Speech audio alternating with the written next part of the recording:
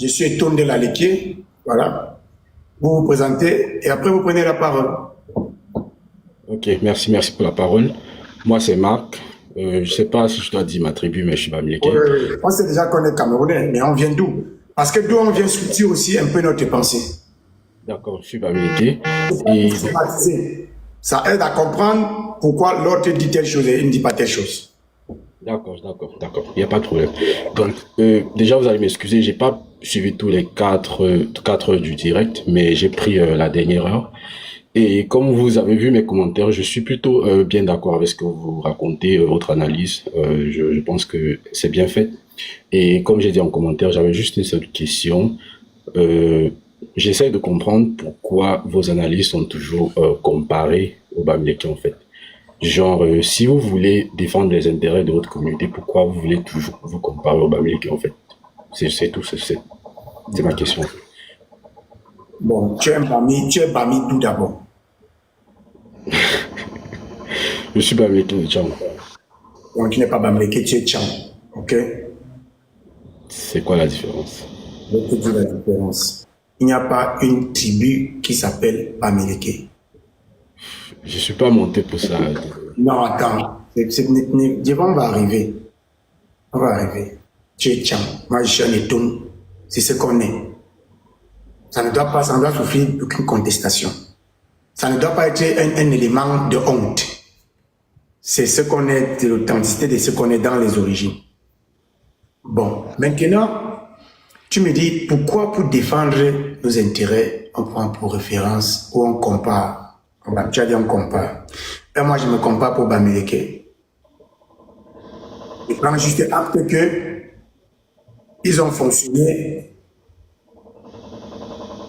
en communauté face à un État et qu'il y a eu des résultats positifs. C'est tout. Et c'est ce que je demande aux autres de faire. Là où toi et moi, on risque de ne pas être d'accord.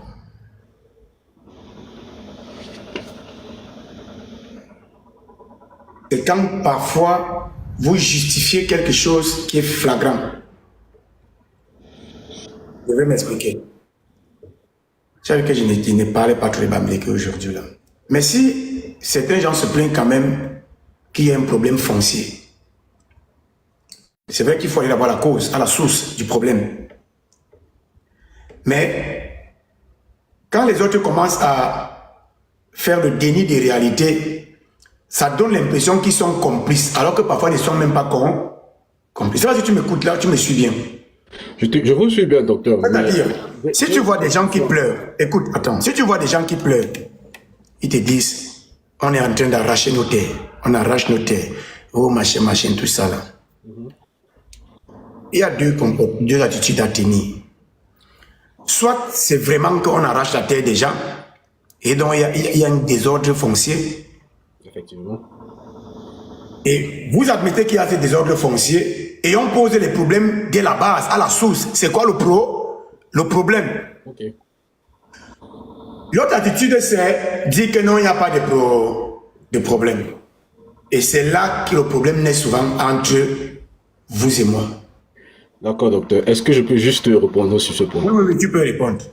Vers la fin de votre direct, vous avez dit, vous ne conseillez pas à vos frères Etoun ou Betty d'argumenter le soutien à Biya en utilisant la fibre ethnique. Parce que vous, par exemple, vous n'avez pas profité de ce régime.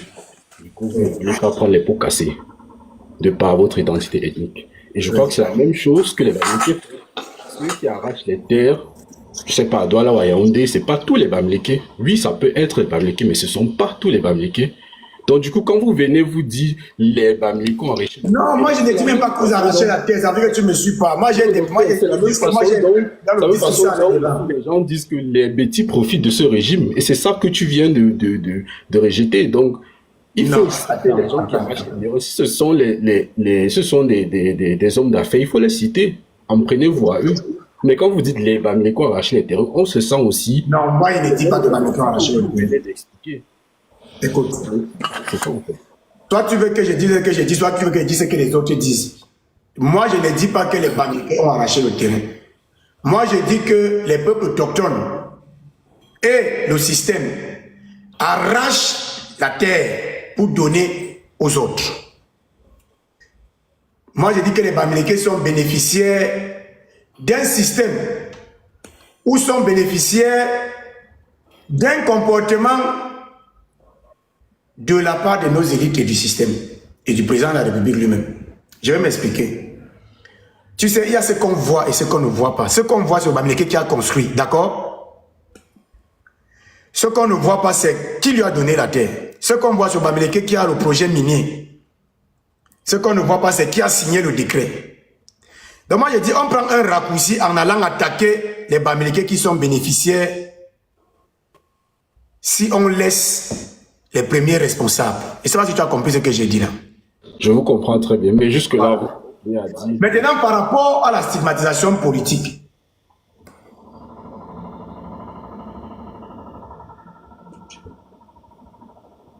j'ai dit, même si c'est fait à dessein,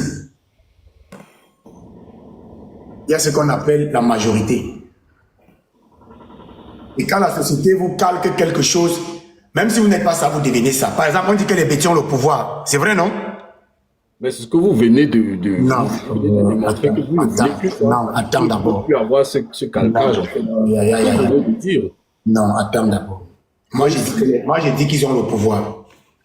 Ah, non. Là, vous acceptez d'être contradictoire. Non, ça, c'est pas contradictoire. Tu confonds deux choses. J'ai dit, si vous voulez supporter Paul Biya, supportez-le comme candidat. Et moi, je te dis, les gens de la mangrove ont le pouvoir. Pas les petits, mais je vais dire le Grand Sud, les gens du Grand Sud.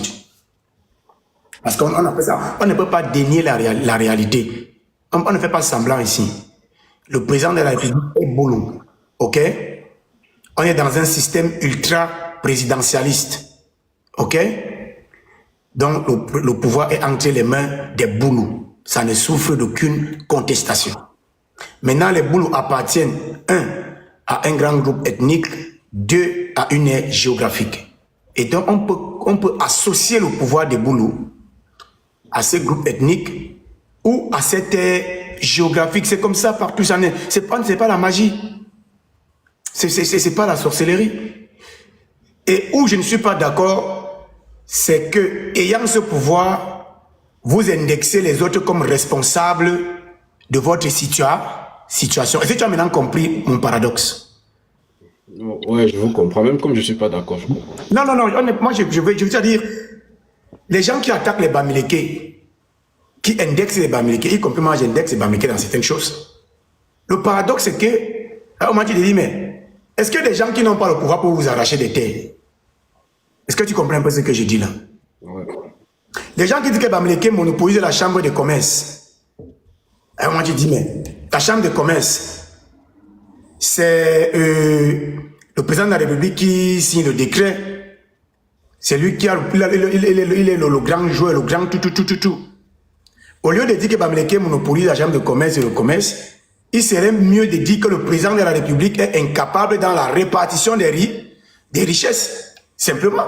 Pourquoi vous ne dites pas que les boulous aident les Bamileke à prendre la chambre de commerce, en fait? Parce que quand moi je dis que les boulous, moi je dis, quand il s'agit d'indexer le gouvernement, vous citez les noms, vous citez le président. Moi je dis même que vous les prenez tout en groupe, en fait. Écoute, non, c'est ce que j'ai dit que tu as dit que tu ne m'écoutes pas depuis. J'ai dit ceci. Après c'est compliqué parce que quand on dit pour les femmes petits boulous, tout ça là, c'est mélangé. Les boulous ne sont pas bêtis. Par exemple, les bêtis, ce sont les Ewondo, les Eto, les Mangissa, les Kolo, les Veleux et certains autres à côté là. Les boulous ne sont pas bêtis. Mais dans l'imaginaire populaire, on a passé le temps à dire que les bêtis ont le pouvoir. Le mot boulou entre dans l'arène politique seulement à partir de 2018, avec le contentieux post-électoral. Donc il faut bien comprendre ce qu'on dit dans le fond. C'est vrai que la forme parfois ne vous plaît pas, mais le fond, je pense que tu l'as compris. Ah, bon, pardon, désolé. Ouais, Kama, vas-y. Ouais, désolé que j'intervienne de la sorte. Bon, je voudrais, mon frère, tu dis un truc, les boules ne sont pas bêtis. Je pense que c'est dubitatif. Non, c'est ethnographique. Moi, il faut... Ethnographique dans le sens du peuplement du Cameroun ou dans le sens de la généalogie Non, la racine. dans le sens des groupes ethniques. L'ethnographie, c'est le peuplement toujours. Et rien que personne n'est né sur place. Il y a toujours les origines. On dit que c'est la Bah, en fait, il y a je suis... le groupe ethnique Béti. OK? Et à Ouais. l'intérieur de ce groupe ethnique, il y a des tribus. Les Boulous ne sont pas des Bétis. Mais dans l'imaginaire populaire, on a eu l'habitude de dire que les Bétis ont le pouvoir. C'est ça que je voulais expliquer.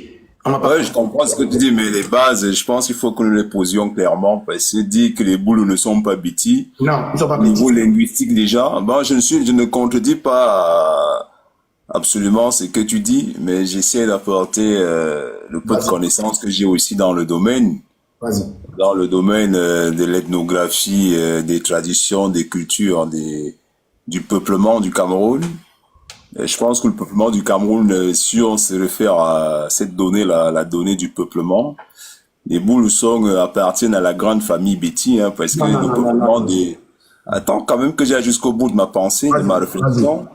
vas-y. Et je pense que nous avons tous traversé la Sanaga, les Boulous qui peuplent aujourd'hui le flanc sud du Cameroun.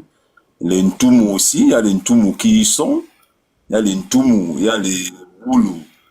Et quand tu fais les régions du sud du Cameroun frontalières aux régions du centre, il y a les populations, ils se côtoient, hein, c'est les Boulous, les Ewondo, qui sont ensemble, qui se partagent les mêmes traditions, les mêmes cultures.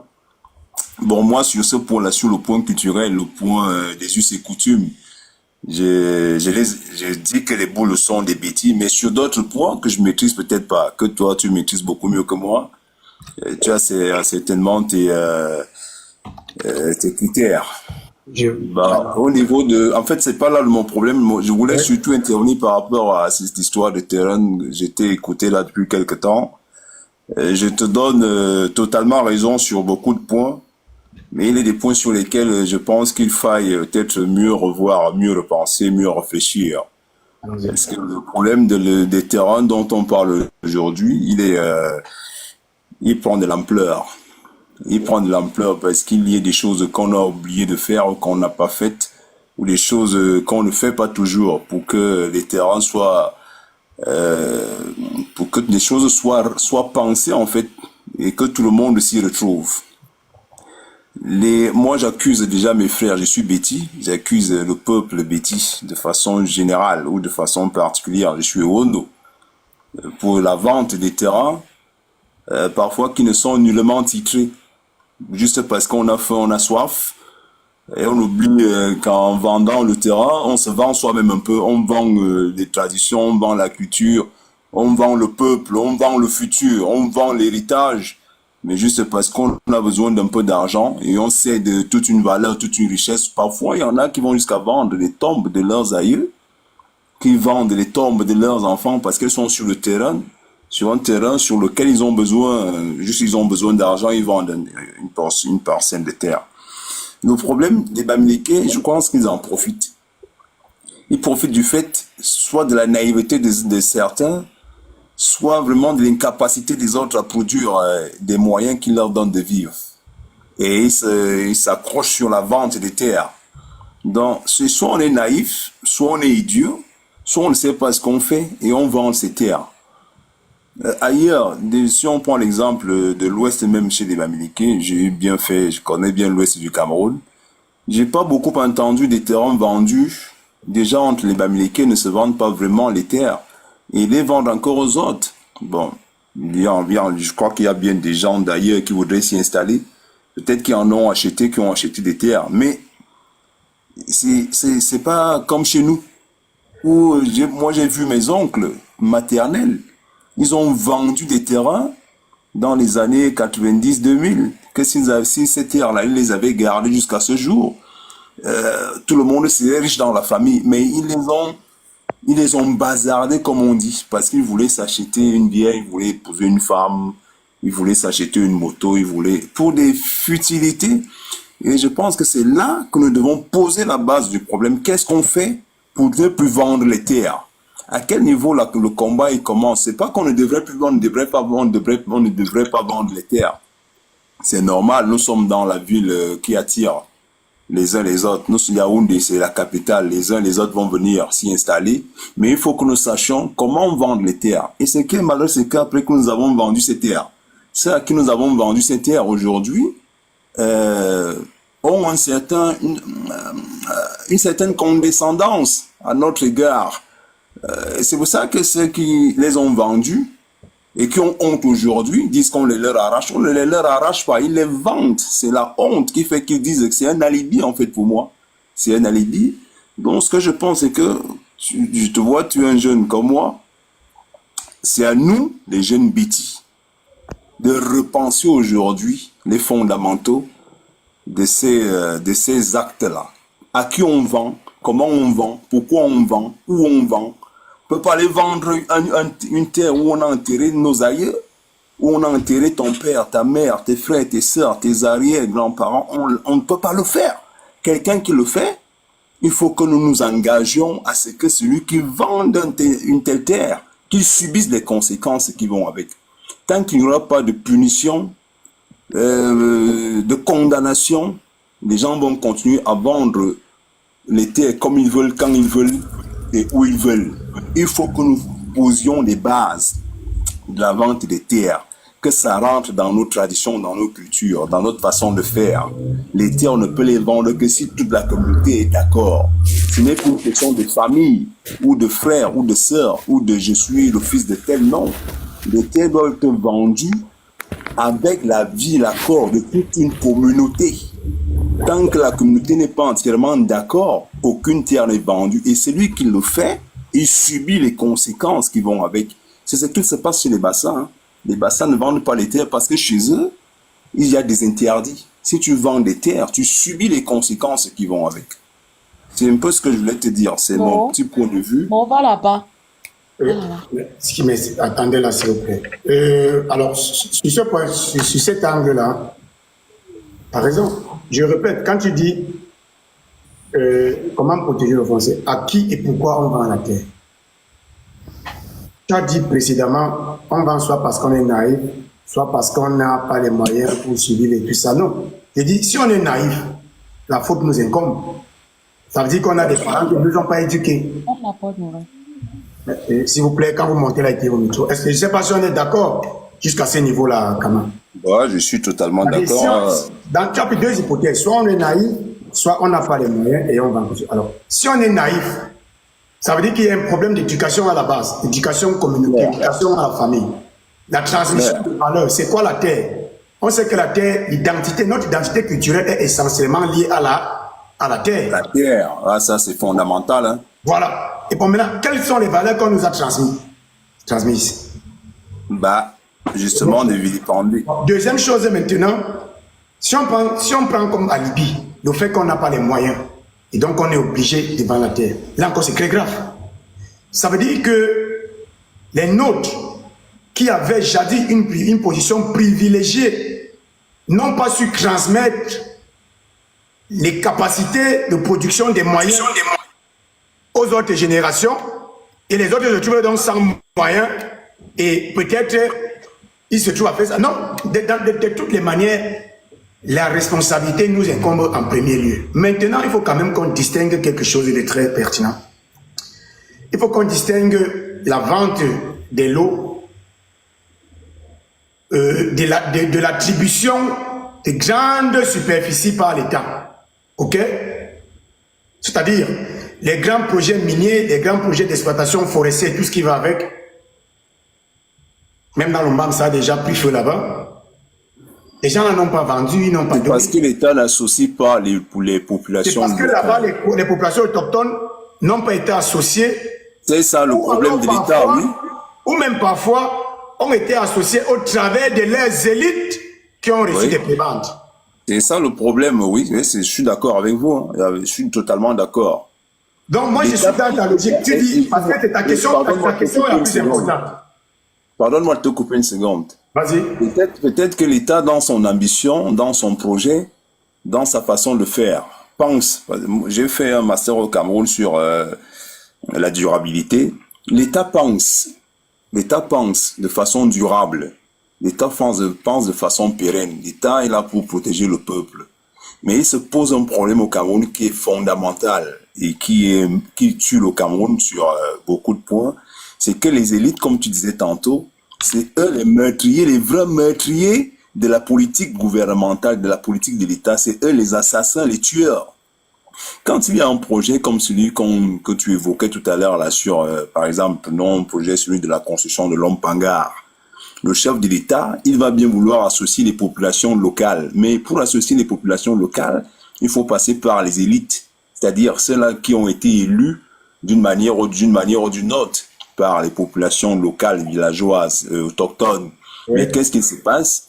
Le gars, quand il arrive là-bas-haut, dès qu'il voit la couleur de l'argent, il devient fou, il devient bête, il oublie son peuple. Il dit, bon voilà, en fait, il fait dans la magouille. C'est la magouille des élites qui détruit notre peuple. Sinon, dans la pensée basique des politiques gouvernementales au Cameroun, l'inclusion des populations est pensée, est admise, est introduite. Mais c'est les élites, et ce sont ces élites-là qui pourrissent justement le lien que nous avons aujourd'hui avec ceux qui ont acheté des terres chez nous. C'est parfois les élites même qui appellent le gars du village, lui disent, écoute, j'ai mon ami, là, il a besoin d'un terrain chez toi, là, donne-lui un truc. Vous voyez un peu, c'est des choses qui ne se passent, pardon pour la parenthèse, donc c'est ce que je voulais un peu dire. Quand tu parlais de développement durable,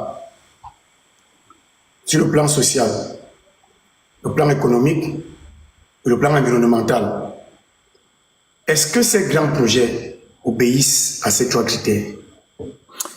Tels qu'ils sont pensés. S'il te plaît. Maintenant, on dit que ce sont les élites. Ce sont les élites.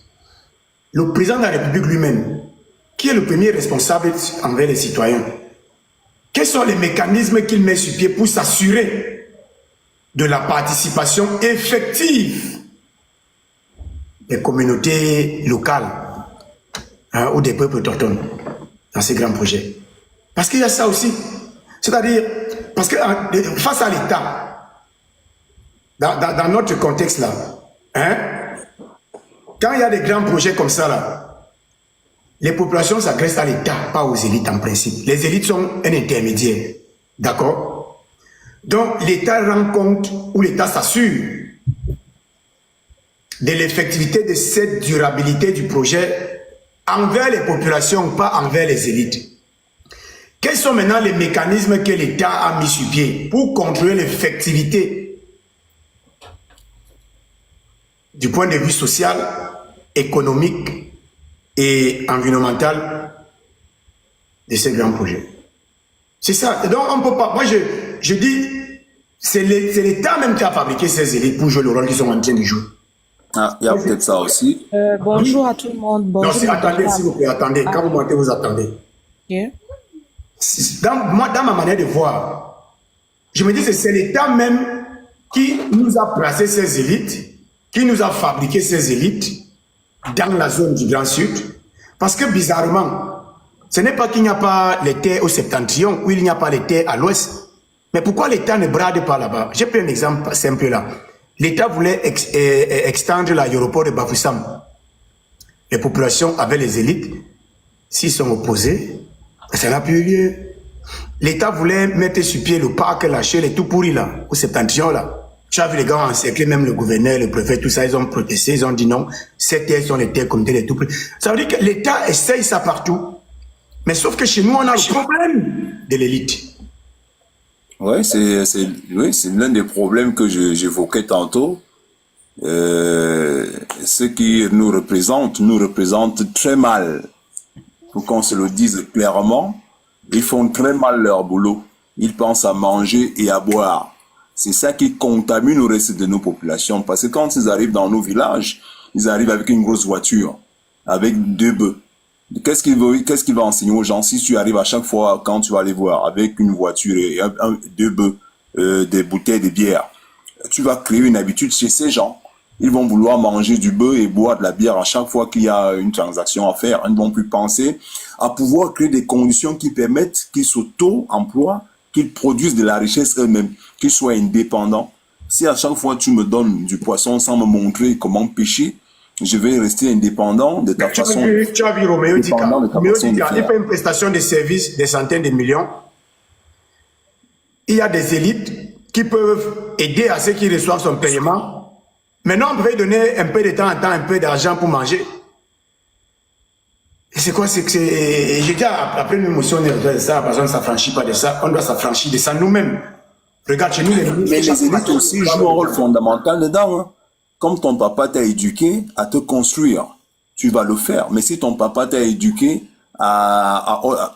les parents, l'éducation se fait à la maison, l'instruction se fait à l'école, mais l'éducation se fait à la maison. Ce à quoi tes parents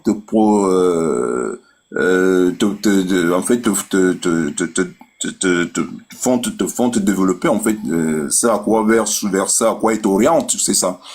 Ce vers quoi tes parents t'orientent, tu as 90% d'ouverture d'aller faire ce vers quoi tes parents t'ont orienté. C'est plus tard à comprendre conscience des réalités de la vie et en fonction des milieux dans lesquels nous nous retrouvons.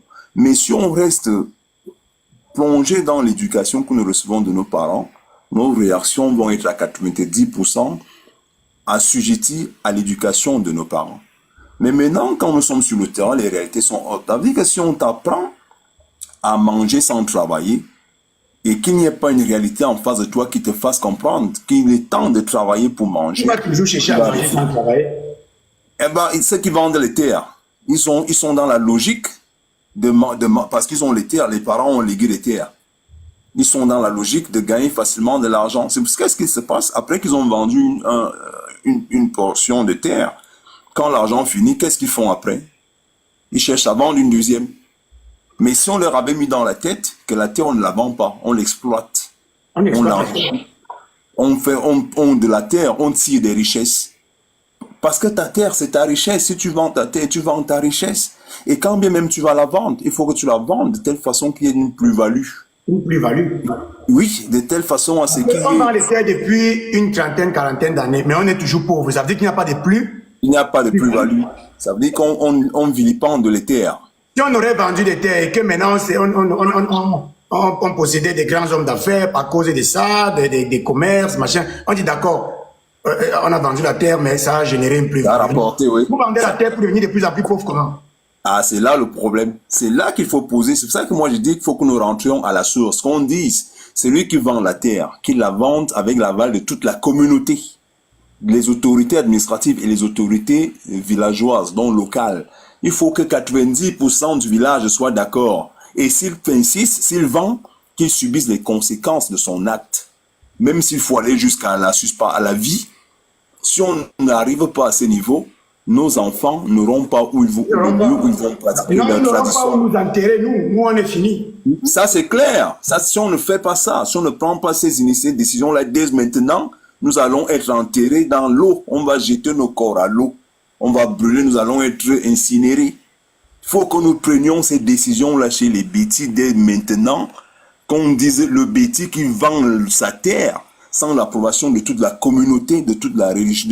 Et sans justifier même le pourquoi, parce que tu as posé une question pourquoi tu vends? Qu'est-ce qu'il va faire avec l'argent qu'il va gagner de cette vente? Il faut que les autres font, c'est clair, c'est ce que je voulais dire aujourd'hui. Il faut qu'il y ait un début, un suivi et une fin, qu'on sache qui va acheter cette terre, pourquoi il la vend, quels vont être les retours de cette vente. Il faut que 90% de la communauté lui donne l'accord. Tant que l'accord n'est pas donné, tu disais quelque chose de fondamental au départ, qu'on appartient à une famille. Et la famille est dans un village. Le village est dans un groupe ethnique et l'ethnie est sur une aire géographique. L'acte que je pose ici aura un impact sur mon ethnie, bien sûr, sur ma famille. Si je pense que l'acte que je pose n'aura d'impact que sur moi-même, je me trompe. C'est faux. À partir du moment que j'appartiens à un groupe ethnique, à une famille, à une aire géographique, tout acte que je vais poser, même à un pays, tout acte que je vais poser va être soit salissant pour le pays, pour la famille, pour l'ethnie, ou alors il va être positif pour tout le monde. Donc c'est là le problème aujourd'hui. Les gens qui ont vendu les terres et qui ont l'intention de les vendre encore, il faut qu'on prenne des initiatives pour leur faire savoir qu'ils se doivent de s'arrêter. S'ils le font, ils vont subir toutes les conséquences qui vont avec. Bon, C'était... d'accord, Kama, merci d'être passé. Je partage ton analyse. C'est pourquoi je dis, c'est chez nous qu'il faut voir le comportement. C'est ça. Changer. Les autres ne C'est vont ça. pas changer. Les autres sont